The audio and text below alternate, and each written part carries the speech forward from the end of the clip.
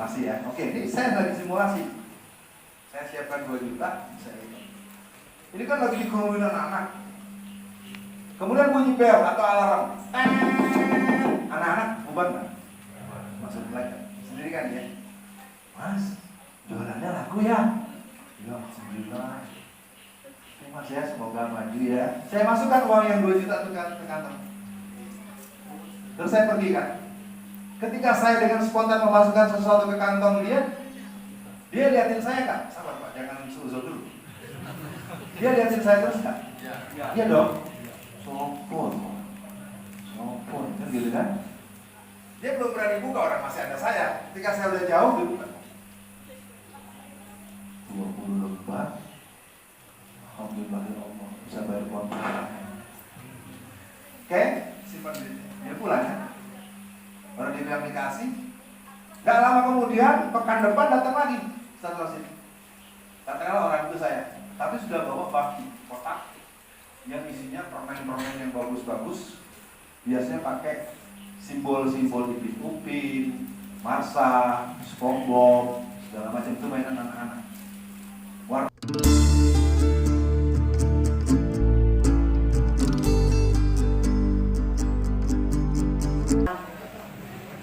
Ingat gak kasus tanggal 7 Mei 2021, 6 hari sebelum Idul Fitri di Riau, sholat subuh, imamnya itu jamaahnya orang safnya ada 7 atau 9 saf. Masa orang saf dari paling belakang sesuatu bisa lari ke depan untuk memukuli sang imam? Berarti kan yang lain sholatnya untuk apa? Sholatnya untuk masuk surga sendirian. Jadi ketika dia berlari dari belakang, kalau orang ngerti adab sholat jamaah, kan tarik dong, oh, nggak pakai mulut, kan bisa batalin mulut, diam semua. Allah, semoga yang masuk surga saya aja ya Allah. Yang lain nggak usah, imamnya nggak apa-apa dibunuh atau mati nggak apa-apa, yang penting saya masuk surga sendirian. Itu watak kita kan sekarang ABS. Apa ABS? Asal badan selamat. Yang penting aku masuk surga, yang lain sebodoh amat. Baik, yang kedua. Yang kedua, gerakan stilis. Sekularisme, pluralisme, liberalisme, dan seterusnya. Mama Dedeh dengan terang-terangan mengatakan Islam Nusantara itu kafir. Mama Dedeh, bukan saya. Ya kan? Di sebuah stasiun TV kan? Lalu Mama Dedeh didatengin sama penjaga gereja. Akhirnya Mama Dedeh berubah. Jadi kelompok-kelompok yang otaknya sudah rusak itu mereka dengan teganya menyatakan dengan kalimat, wah, Allah itu gak ada. Allah ini bukan orang Arab.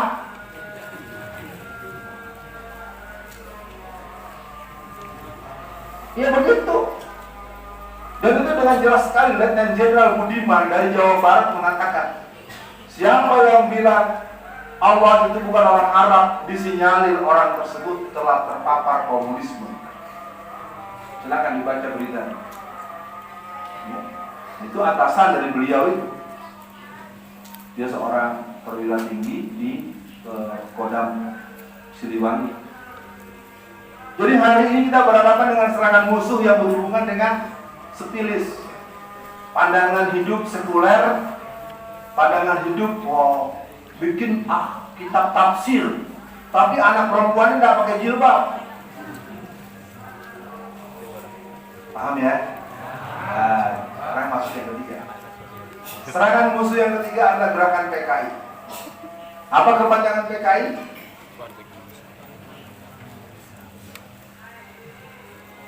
Apa PKI? Jadi bingung kan? Dia tahu Pak, banyak anak-anak rumahnya itu nggak bisa. Jangan dikasih tahu ya. Saya akan tunjuk. Apa PKI? Bahkan jangan heran besar rasanya. Hebat. Jangan dikira saya ini gojekan loh. Banyak yang nggak paham. Dengar sendiri kan? Kalau di sini pun masih spontan dong kalau bisa. Ini soal bingung, Pak tadi kan nggak ada suaranya. Itu aja soal bingung urusan dia. Kan kita dengar fakta kan. Jangan dibisikin Pak ya, Bapak yang di belakang pelajar. Saya mau tunjuk yang muda-muda. Biar kita langsung bagaimana dia bisa memahamkan terminologi ideologi, Ini ahli biologi. Bagaimana mau untuk akronim aja kagak? Anak sekarang kan EGP. Emang gue pikirin, bukan urusan gue. Tes lagi ya. Kamu, apa PKI? PKI itu Partai Komunis Indonesia, didirikan tanggal 23 bulan Mei tahun 1920. Dibawa oleh orang yang bernama HFJM yang nama Snefret tahun 1913. Sejak kelahiran tahun 1920 sampai hari ini, yang namanya PKI tidak ada sumbangsi sehuruf pun, sebiji zarah pun untuk Indonesia. Kita buktikan. Pemberontakan PKI tahun 1926 disambung dengan pemberontakan 1 Januari 1927 di Selungkang, Sumatera Barat, bersambung dengan di Cirebon tahun 1945, bersambung tahun 1946, bersambung di Madiun tahun 48. Kita mulai 26. 1926 PKI memberontak karena ingin bergabung dengan Komintern. Apa itu Komintern? Komunisme Internasional. Yang sidang sebelumnya tahun 1916. Dalam sidang Komintern, Komunisme Internasional menyuruh agar masyarakat menjadikan 1 Mei sebagai libur nasional untuk hari buruh. Jadi hari buruh nasional sebagai libur nasional itu adalah agenda komunis internasional dalam kongres di Prancis tahun 1916. Sekarang sudah libur belum 1 Mei Indonesia? Udah selesai, Pak. Saya bilang, dari dulu saya udah ngomong kalau bicara sama saya ini, mohon maaf promosi ya. Weh, siapa lu bilang PKI kagak ada, hadapin gua. Syaratnya 2, jangan pakai pasal, jangan pakai fisik. Jadi ngomong detail-detail ujung-ujungnya dipanggil lagi. Ya. Saya bilang, siapa yang bilang PKI itu orang bilang. Saya katakan pada jamaah, siapa PKI itu? Ciri-ciri PKI itu adalah yang selalu menanyakan PKI di mana. Ciri-ciri PKI itu yang bilang PKI tidak ada. Ciri-ciri PKI itu ada yang menganggap PKI itu bukan masalah. Udah, lihat gampang dari lihat itu. Dia mau seragam coklat, dia mau seragam hijau, dia mau ulama, mau pimpinan pesantren. Jangan dikira, di Jawa Timur, Jawa Tengah ini ada pesantren-pesantren yang langsung dipimpin oleh kader PKI. Sampai hari ini. Serius? Karena ini forum hukum kan nggak mungkin agak diarahkan koordinasi, nggak mungkin, nanti kita perdalam lagi di waktu yang lain. Jadi gerakan PKI ini merupakan sebuah gerakan yang masuk lewat banyak pintu. Di DPRD se-Indonesia sudah, wali kota, bupati, gubernur sudah, istana negara sudah buat Alfian Tanjung ditahan 4 tahun penjara. Saya kan kemarin di penjara 4 tahun. Di antara sebabnya saya menyebut ada PKI di istana. Hakim tanya di pengadilan, Saudara Alfian, Anda bilang di istana ada PKI. Bagaimana penjelasannya? Tuan Hakim yang mulia, saya tidak mungkin bicara kalau saya tidak tahu. Saya membahayakan diri saya, Pak Hakim. Saya terangkan nama yang ngomong, tanggalnya, bulannya, tahunnya, kejadiannya. Gak ada gunanya saya terangin. Jadi negara kita ini tinggal menunggu pengesahan undang-undang BPIP. Kalau undang-undang BPIP yang merupakan reinkarnasi dari HIP itu disahkan, maka negara ini de facto dan de jure telah menjadi negara komunis moneter. Anda tahu akibatnya? Saya kasih contoh ya. Ini pesantren, mungkin masih agak kuat. Masjid-masjid di masyarakat nanti, kalau ada sholat, boleh sholat, tapi nanti selesai sholat kunci masjidnya harus digembok, kuncinya harus di-store dulu ke pengurus partai tertentu. Saya tidak bercanda. Saya sering katakan, sholatlah kamu sebelum sholat itu dilarang. Sibuk-sibuk PPKM, PSBB, penjarakan itu hanya buat orang Islam. Tidak ada gereja yang dibegitukan. Lihat di Bali, puluhan ribu mereka mengadakan acara tidak ada pakai masker. Tahun 2020, tahun 2021, beribu-ribu mereka berbondong-bondong, berlari-lari, melarut ke laut segala macam. Lihat kemarin PPKM jilid 3 dicabut karena ada Natal dan Tahun Baru. Anda udah dengar nih, sebentar lagi ada Omikron. Omikron itu gabungan antara lambda, theta, beta. Pusing kepalaku. Iya. Ini udah mulai berbusa-busa nih. Negara kita begini-gini. Bilang aja Pak, Bapak pengen habisin umat Islam. Bilang begitu enak jadinya. Bikin pengumuman, saudara-saudara, kami akan habisi umat Islam. Kita enak jihadnya. Ini ngomong begitu nggak berani. Bilang enggak juga. Ya, saya udah bilang dari mana-mana kesempatan, udah umumin aja Pak. Kita akan habisi semua orang yang mengaku beragama Islam. Jadi kita enak perangnya. Dibilang begitu nggak pernah ngomong. Ya, jadi buat besok persiapan Ramadan, persiapan yang rapi. Ya, kalau ada Omikron, popcorn. Ya, udah kita gojekin aja udah. Jadi nggak usah terlalu dilawan, santai-santai. Ya. Karena di beberapa daerah seperti di Sumatera Selatan itu sejak zaman Covid Ustaz Wasid itu ada yang satu kabupaten itu PTM terus, sekolah biasa, pesantren biasa. Karena antara bupatinya dengan para ulamanya itu kompak. Akibatnya semua televisi nggak boleh memberitakan. Jalur Jawa Barat, ya, jalur perbatasan Cilacap itu namanya ada Banjar Patroman. Itu ada 900 masjid yang pakai jarak cuma 7 masjid. Yang 893 semuanya biasa. Saya pikir saatnya kita melawan dengan pertanyaan. Ya, kalau saya kebetulan di Tangerang, saya ketua majelis Suro Jaringan Masjid. Teman-teman bagus ya. Dipanggil kelurahan, dipanggil kecamatan, tanya, Pak, kami begini ini anjuran, peraturan, perda atau apa? Jadi kalau ada anjuran yang tidak ada sanksi, jangan diikuti. Belum ada sanksinya, Pak, cuma anjuran doang. Kita harus belajar, bukan melawan. Tanya mereka, Pak, mana keterangan yang mengatakan kita nggak boleh sholat Jumat?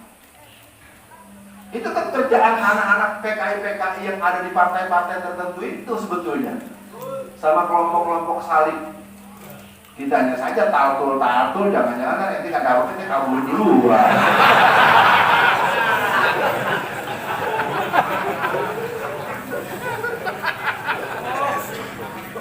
Jadi gerakan PKI itu sekarang direkam back.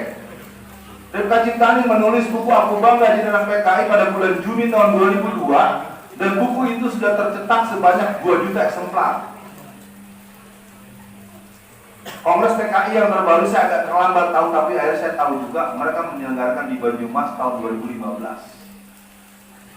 Berarti Mas Imam kemungkinan mereka sudah menyelenggarakan tahun 2020. Kemarin tanggal 21 sampai 23 bulan November 2021 bergabunglah PKI dengan LKI. Apa itu PKI? Partai Komunis Indonesia. Apa itu LKI? Liga Komunis Indonesia. Apa LKI itu? LKI itu isinya adalah PKI golongan F. Apa itu PKI golongan F? PKI golongan F itu adalah ASN. Sekarang pegawai negeri, aparat-aparat, oknum-oknum sudah mulai berani mengatakan isyhadu bi anal PKI. Mereka udah berani, mereka hadir kok. Maka saya himbau buat para masyarakat, hari ini yang bangkit itu memang benar-benar PKI. Persoalannya kita nggak boleh ngomong PKI. Kan aneh kan? PKI udah dibubarin, ada TAP MPRS nomor 25 tahun 66, ada Undang-Undang nomor 27 tahun 1999 ayat 107, pasal 107 ayat A sampai E, bahwasannya barang siapa orang yang menyebarkan paham komunisme, Leninisme, Marxisme, Mostungisme diancam kurungan penjara setinggi-tingginya 20 tahun penjara. Yang di penjara malah yang ngasih tahu ada PKI. Yang PKI-nya malah kemana-mana tuh, model si Rifka Ciptani, model si Budiman Sujatmiko, ini aneh. Yang keempat, serangan muslim yang keempat adalah gerakan kristenisasi. Ini di musim-musim bencana nih, di Semeru di mana-mana. Biasanya kalau kelompok-kelompok kita sudah selesai, kan maaf ya, kita jujur ya. Kita memang datang bawa makanan, bawa pakaian, bawa obat-obatan, kan berbatas waktu, Ustaz. Strategi mereka Pak, kalau kita udah selesai baru dia datang. Ini kita nggak ngerti, kita ini sebenarnya perang, kita ini santai. Nggak nerima lagi, karena udah kerepotan banyak kalau ngirim baju banyak. Untuk jalur Solo itu para pengumpul sumbangan hanya menerima uang saja, nggak mau menerima. Karena pakan udah berubah. Dan saya ingatkan, gerakan kristenisasi ini telah membuktikan. Lihat di pucuk-pucuk. Dulu mana ada kemungkinan instansi tertentu orang nomor satunya Kristen? Sekarang ada nggak? Nggak ada. Dan itu efeknya ke bawah. Kenapa PPKM level 3 bisa dicabut? Karena mereka berkuasa. Maka logikanya kalau PPKM yang diduga adalah untuk menyelamatkan nyawa masyarakat Indonesia, loh kok bisa yang membahayakan nyawa seluruh rakyat Indonesia bisa-bisanya dicabut? Berarti PPKM selama ini adalah kan begitu logikanya. Ini dong, saya tidak ngajak berlebihan. Maka buat para masyarakat sekalian, kita pastikan dulu kita memang punya banyak musuh. Tapi ingat, orang yang beriman akan tetap tersenyum. Musuh yang banyak membuat dia selalu waspada, menjaga wiridnya, menjaga sholat malamnya, menjaga wudhunya, dan mengasah pedangnya untuk kemungkinan terburuk dalam jalan. Persoalannya kita nggak taktis. Latihan bersenjata, latihan perang, senjatanya cuma satu. Dibawa-bawa kemana-mana, diuber-uber, ditangkap Densus, akhirnya digebukin, di penjara 15-25 tahun, keluarga susah. Sementara pemuda-pemuda Kristen tidak latihan bersenjata, tapi bergabung dengan yang namanya Perbakin. Apa itu Perbakin? Persatuan Penembak Nasional. Anak SMP kelas 2, SMP kelas 3, SMA kelas 1, dan seterusnya, pemuda-pemudi Kristen se-Indonesia sudah masuk di Perbakin. Akhirnya mereka pinter bongkar pasang senjata. Akhirnya mereka mahir menembak gitu. Akhirnya mereka mengenal model-model senjata. Kita kan nggak taktis jadinya dong. Kalau memang mau mahir bersenjata, kenapa kita juga nggak bergabung? Yang latihan tetap nggak usah dibahas, nggak usah pakai pengumuman. Ini latihan pakai pengumuman, belum sampai keluar di sana ditangkapin semua. Susah sih nggak tahu ini gimana ya. Yang kelima, gerakan destruktif. Saya akan sampaikan dulu narkoba. Survei membuktikan fakta. Dengan saya 4 tahun di penjara itu saya punya pengetahuan 250 ton narkoba masuk di Indonesia dengan resmi. Berarti resmi. Ya. Itu sudah dinyatakan sendiri kok oleh Pak siapa tuh dulu BNN yang polisi itu, Pak Budi Waseso. Terang-terangan dia bilang, kami hanya bisa menyelamatkan 20% saja. Silakan kalau mau buka di handphone searching tentang masuknya narkoba 250 ton Pak tiap tahun. Narkoba itu adalah alat untuk merusak, dan dia mulai dari anak taman kanak-kanak. Di taman kanak-kanak, di sekolah-sekolah SD, itu biasanya yang paling jadi incaran anak-anak adalah tukang mainan khas dan makanan-makanan tertentu. Di taman kanak-kanak, di SD Impres, Madrasah Ibtidaiyah, di seluruh Indonesia, kan tetap saja kan ada halaman tempat anak jualan satu. Itu tukang jualan itu. Mereka bukan pelanggan narkoba. Saya kasih saja contoh. Saya pakai bahasa Betawi aja, saya bahasa Jawa nggak bisa. Mesti biasanya kalau di sekolah-sekolah tertentu itu ada tukang mainan dan tukang makanan yang dikerumuni anak-anak. Betul kan? Ya. Poin pertama, anggap saja antum deh. Saya langsung praktek. Saya praktekin biar enak. Satu di antara jangan dua-duanya. Ini anggaplah jualan apa? Kalau di Jawa Timur namanya apa? Cilok ada cilok. Cilok apapun namanya apalah. Mas. Saya tanya pada jamaah. Kalau saya masukkan ke amplop uang 2 juta rupiah yang pecahan 100 ribuan, masih bisa dilipat nggak? Masih ya. Oke, ini saya lagi simulasi. Saya siapkan 2 juta, saya hitung. Ini kan lagi dikerumunin anak-anak. Kemudian bunyi bel atau alarm. Anak-anak bubar kan? Masuk belajar. Sendiri kan ya? Mas, jualannya laku ya? Ya, alhamdulillah. Mas ya, semoga maju ya. Saya masukkan uang yang 2 juta ke kantong. Terus saya pergi kan. Ketika saya dengan spontan memasukkan sesuatu ke kantong dia liatin saya kan? Sabar Pak, jangan suzon dulu. Dia liatin saya terus kan? Iya dong.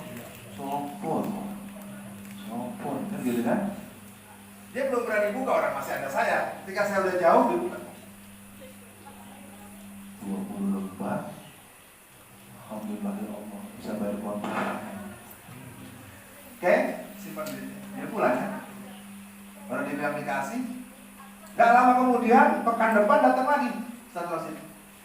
Katakanlah orang itu saya, tapi sudah bawa baki kotak yang isinya permen-permen yang bagus-bagus.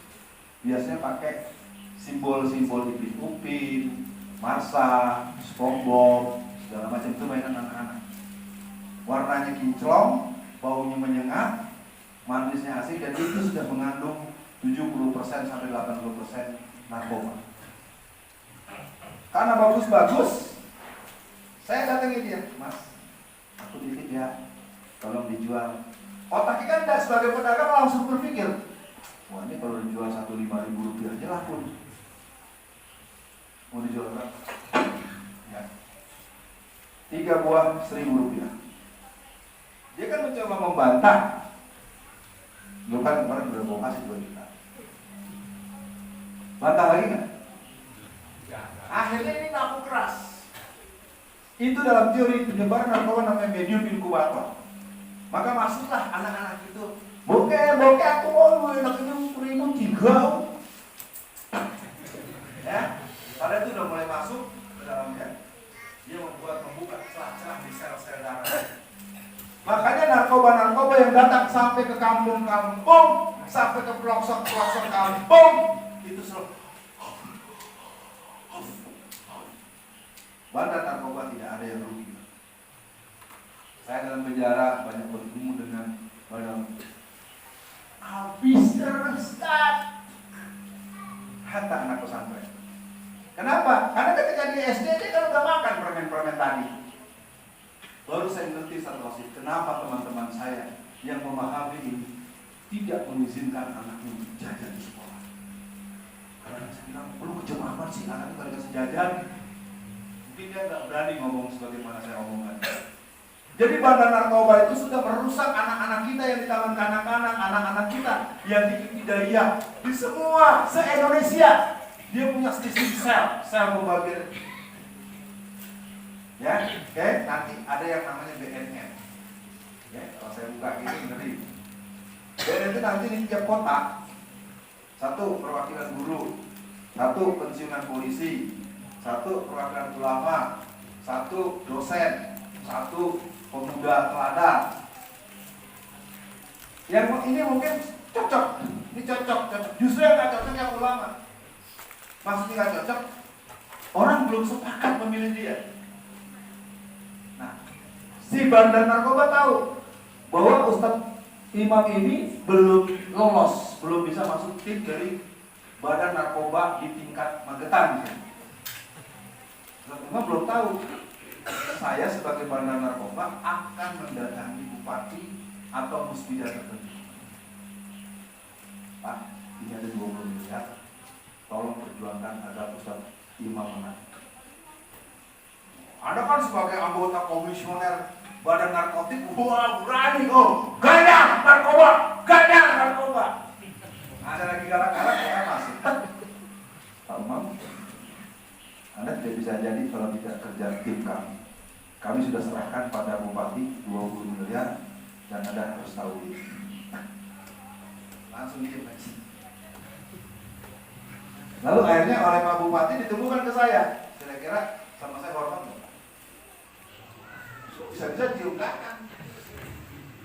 Tanpa saya minta pun, program BNN kayak apapun Anda laporan ke saya. Maka nggak pernah ada penggerebekan yang berhasil. Orang anggota BNN biasanya 1 diantaranya adalah perwakilan direct on indirect daripada barisan. Mereka bisa sampai subuh nih Meki. Oke, saya cukupkan dulu. Yang jelas saya tidak mengada-ada. Ini adalah pelajaran saya dari penjara ketemu bandar narkoba, ceritain sendiri. Yang menarik, bandar narkoba yang sesungguhnya itu kadang-kadang tokoh masyarakat yang sangat dimuliakan, yang banyak nyumbang, yang sering ke panti asuhan, yang wajahnya glowing, yang jidatnya hitam, yang jenggotan, ternyata dia bandar sejati. Izinkan saya tidak menyebut nama. Saya tahu ini Ustaz, karena ada satu orang, dia dihukum mati, namanya Fulan, anak dari Jawa Barat. Saya kan periode yang lalu wakil ketua Komite Dakwah Khusus MUI Pusat. MUI Pusat Ustaz, walaupun dia tidak ada. Kamu kenapa? Narkoba. Hukumannya hukuman mati Ustaz. Hukuman mati. Ya tapi bandar yang sebenarnya malah ketawa-ketawa, cik. Karena saya dihukum mati. Saya tanya namanya siapa? Disebut Pak. Saya nggak berani nyebut, ngeri saya. Jadi biar tahu di masa suka nonton film India kan? Persis Tuan Takun. Iya. Jadi saya hasil. Semoga antum sebagai sahabat saya, karena ayah antum adalah guru saya, dan antum adalah sahabat saya. Jadi pada narkoba itu, iya maaf, misalnya imam bukan antum, itu cuma simulasi bohong-bohongan. Jadi sebenarnya pada narkoba itu lewat dia melolos terus. Dia nggak ngerti, dia lalu kemana-mana. Saya lalu ulama ini percaya semagetan, bukan Pak, disorong lewat sana, dia nggak tahu. Ya. Ini saya buka begitu berbahaya buat saya. Semoga Allah melindungi kita. Jadi gerakan musuh Islam yang nomor 5 ini gerakan destruktif, aliran sesat, dari yang namanya Ahmadiyah, dari yang namanya yang titik-titik, saya tanya mungkin biasanya abras, abjad. Oke, sampai yang terakhir, apa upaya kita? Upaya kita yang pertama menurut saya adalah mari kita melakukan pengelolaan potensi yang kita miliki secara terencana, terukur dan terevaluasi. Di Magetan ini ingat, kita dulu kalah kekuatan dengan PKI, jangan lupa ya. Kalau banyaknya mungkin iya, tapi kan ustadz yang dibunuh, ulama yang disembelih, polisi, tentara, wali wadana,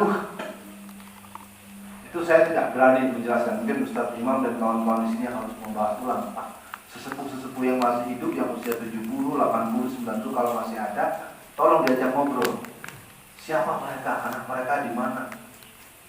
Jadi yang pertama, semua teman-teman, mari kita melakukan upaya mengelola apapun yang kita punya secara terencana, terukur, dan terevaluasi.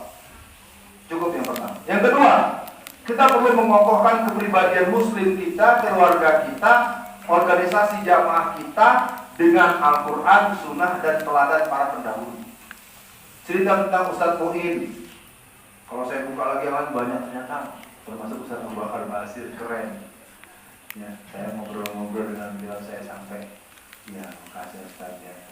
Jadi ulama-ulama kita itu memang banyak menyimpan kepribadian dan kemuliaan-kemuliaan yang luar biasa. Ya. Satu orang mungkin saya sampaikan sebagai renungan buat kita. Ada orang yang namanya Dr. Muhammad Natsir. Dr. Muhammad Natsir itu adalah seorang yang pernah memimpin Partai Masyumi. Bintang bulan Masyumi, Palu Arit PKI. Beliau dalam keadaan di penjara, tahanan rumah. Bapak bisa bayangkan seorang di tahanan politik, tidak boleh kemana-mana, tidak boleh keluar rumah, tidak boleh Jumatan, tidak boleh Idul Fitri, tidak boleh keluar negeri.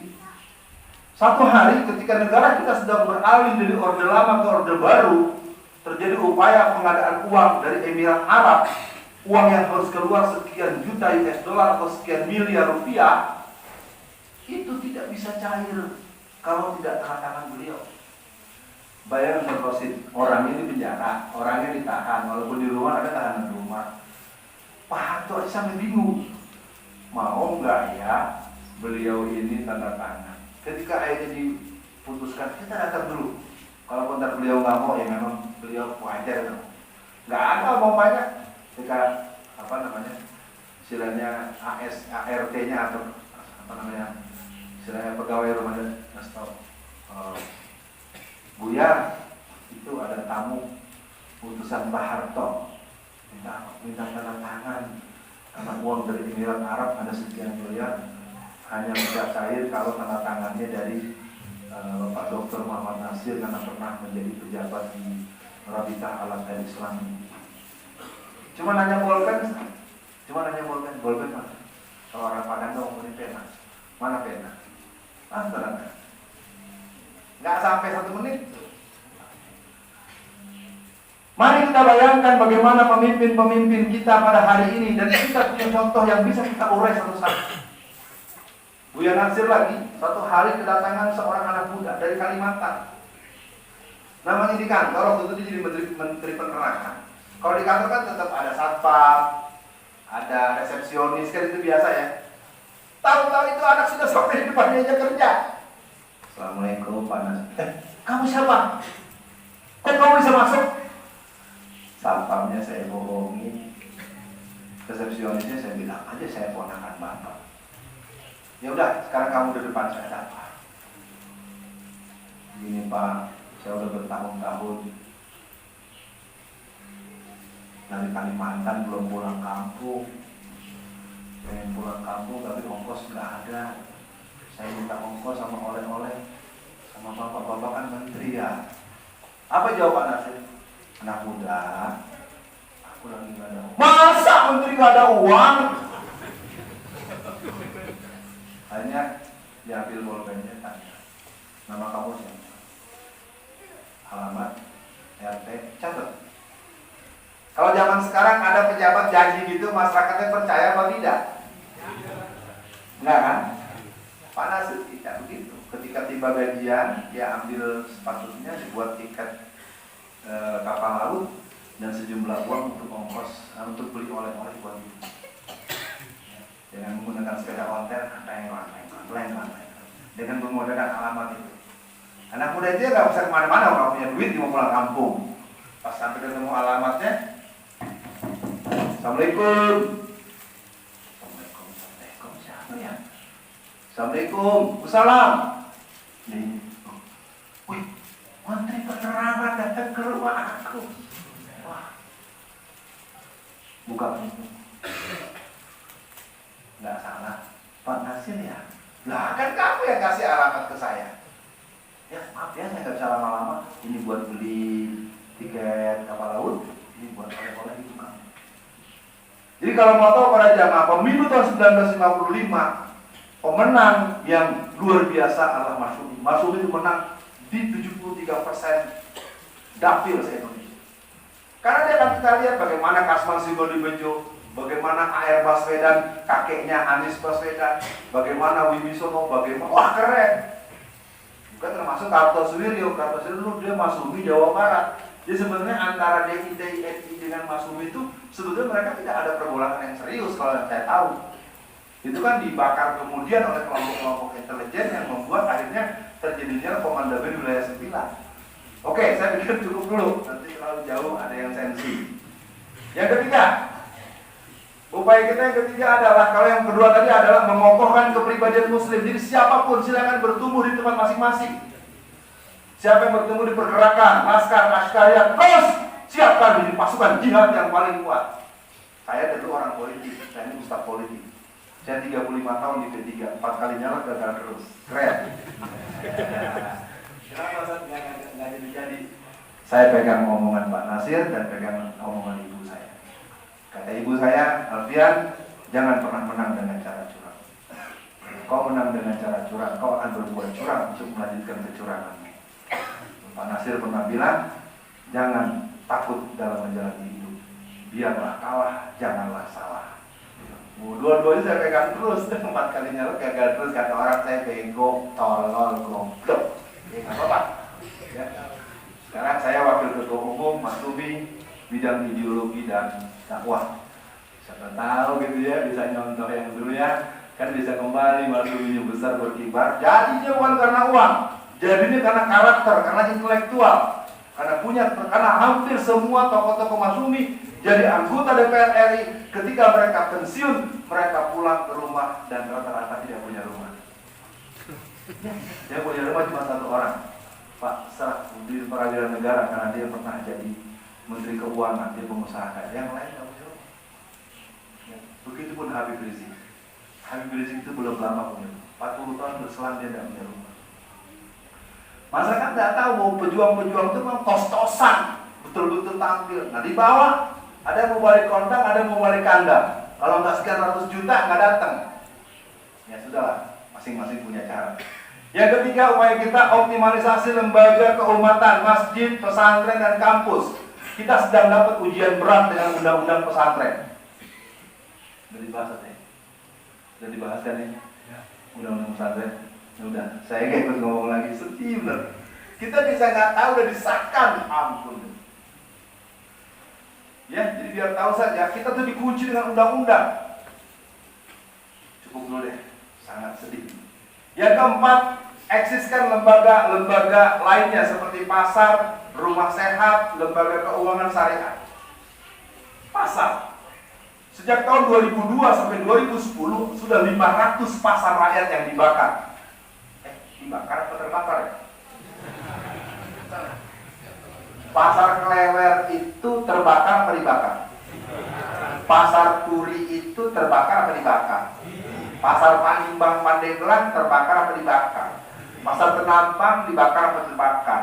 Pasar Senen. Jadi secara nasional sejak 2002 sampai 2010 500 pasar rakyat yang dimakan api lalu berganti pemilik. Jadi gerakan-gerakan musuh-musuh Islam itu baik yang Palu Arit, baik yang Salim, baik yang Wong Cino, baik yang Stilis, baik yang Anas, itu mereka wallazina kafaru ba'duhum awliya'u. Sementara kita ini kalau dari Ustaz yang masuk udon. Kita begitu. Jangan ngomong politik. Ya kan begitu terus. Anjuran ada kita kalah terus.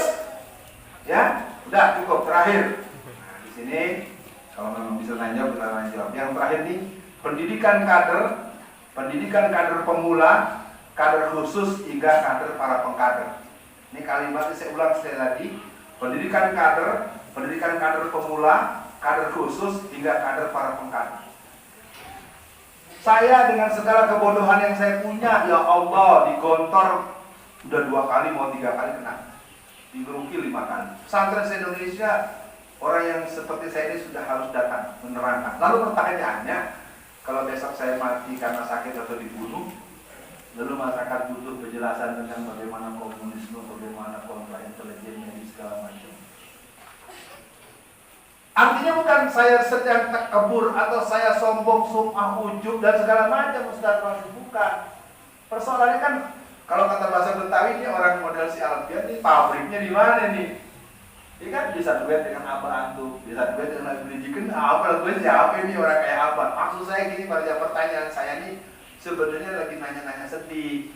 Orang nuduh saya, Ustaz Alfian ini one man show, mau sendirian aja. Siapa yang mau sendirian? Anak zaman sekarang malas baca. Itu pernah terjadi waktu tahun 1960-an. Ada dokumen rahasia Rusia, Israel bilang, Ustaz, Moshe Dayan mematahkan PC, matahari Manatu, pimpinan di Israel. Satu hari dokumen rahasia Israel itu hilang. Lapor kemudian, dokumen rahasia hilang. Ah, kata Moshe Dayan. Kok dilaporin dokumen rahasia hilang, Anda ketawa. Jangan khawatir, pemuda Islam tidak hobi baca. Nah, ayo sekarang tanya PKI kaget, tanya PKI kaget. Sekarang kurang baca. Sampai di sini dulu. Kita tetap harus atur waktu supaya nanti jangan terlalu di proses tinggi. Kata berjawab, gayung bersambut. Mohon diberi kesempatan 1-2 orang ya. Nah ya, jangan kemalaman. Silakan. Siapa yang ngatur?